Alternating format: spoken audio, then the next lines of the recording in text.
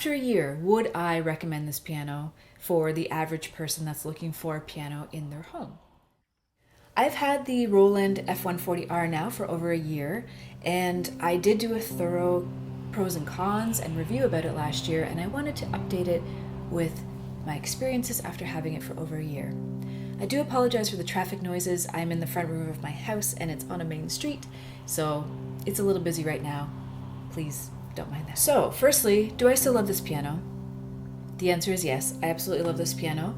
I still think it's a great value for money. It is an investment for sure, but if you can invest into it and you want something like this, it's great value for money. I love the sound of it. I love the ease of it. It was fairly simple to put together. It did take a couple people to lift it. It's quite heavy, but it's very easy to use. It sounds beautiful, and it is a nice compact size for a small flat, small house, or practice room, studio, etc. I also love that it's white, it's contemporary, it feels modern, and it feels sleek, and I think it looks great in every room. I write on this all the time, I record on it all the time, and I teach on it all the time, and I've found for all of those functions, it's fantastic.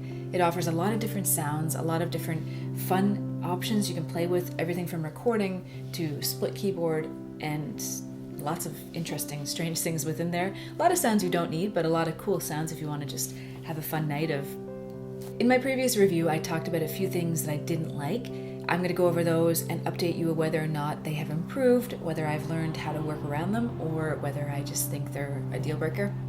The first one, and pretty important one, for some people I think it would be a deal breaker, is the rattling for the lower end.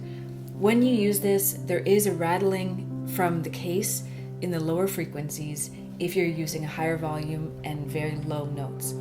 Unfortunately, I have not been able to find a workaround for that. Perhaps you can remove this. You can't do it without a bunch of tools, and it's not suggested you do that because it is the cover for the piano. But yes, there is still a vibration and a buzzing, kind of a rattling when you use the lower frequencies of the keyboard. I've just learned to live with it, but maybe you don't want to live with that. The second issue that I had was the pedals. Thank you to the many commenters that helped me to figure out the pedals and to kind of problem solve with me. I do appreciate that. So the pedals are functional. They have multifunctions, and you can program them to be a couple different things. On its own, in a default position, the right pedal is a sustain pedal, like it is on every other piano. The middle pedal is a selective sustain pedal.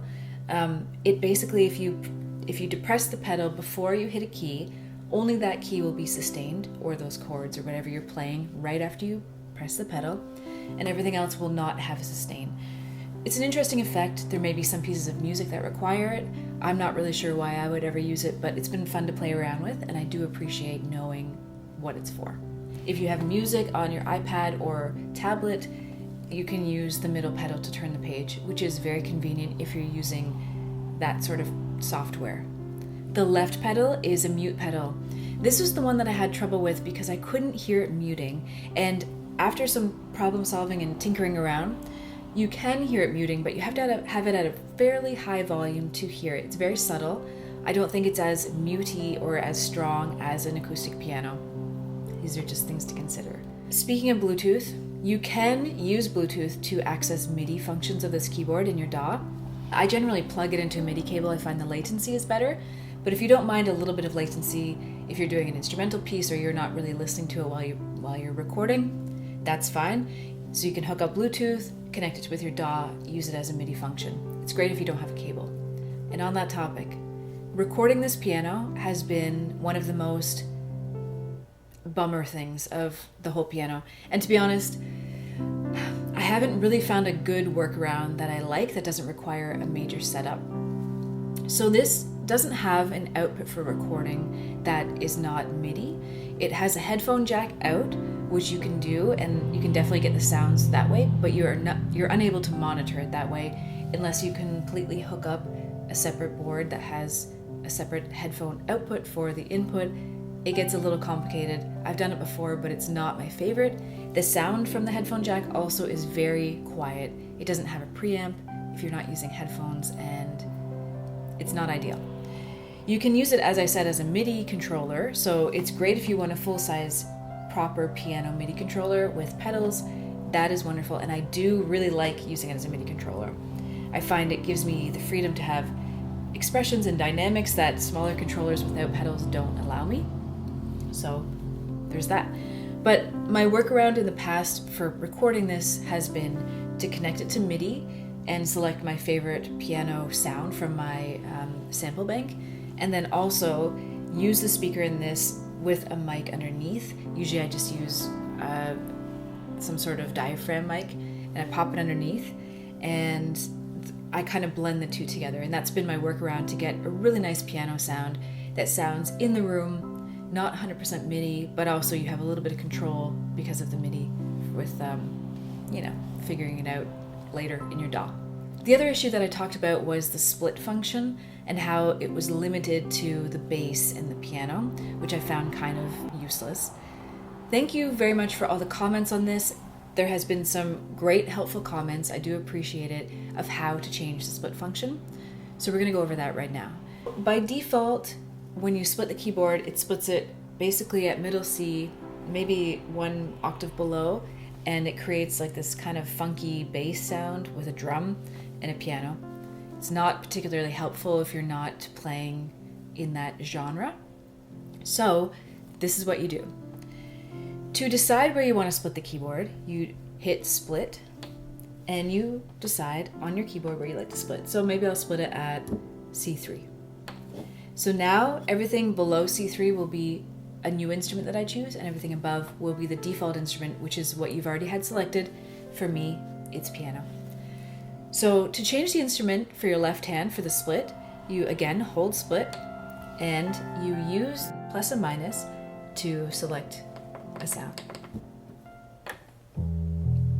So now I have a nice soft bass.